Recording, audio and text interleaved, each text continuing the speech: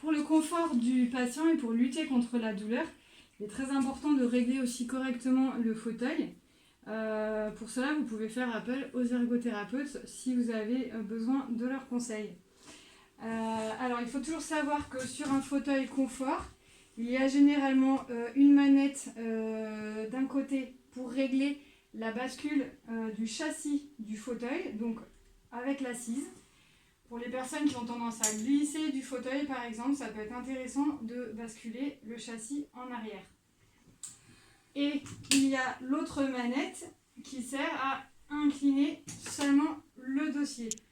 Donc il ne faut pas hésiter à jouer sur ces deux paramètres pour aussi changer les points d'appui quand une personne commence à avoir mal au dos ou mal aux fesses. Vous avez toujours généralement un petit schéma explicatif en pictogramme sur chacune des deux poignées pour savoir quelle poignée commande le châssis ou le dossier.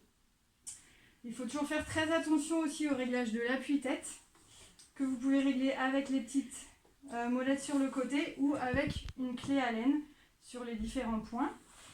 C'est notamment très important pour les personnes qui souffrent de troubles de la déglutition et qui font des fausses routes.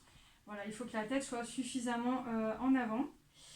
Pour le confort des cervicales aussi, c'est très important.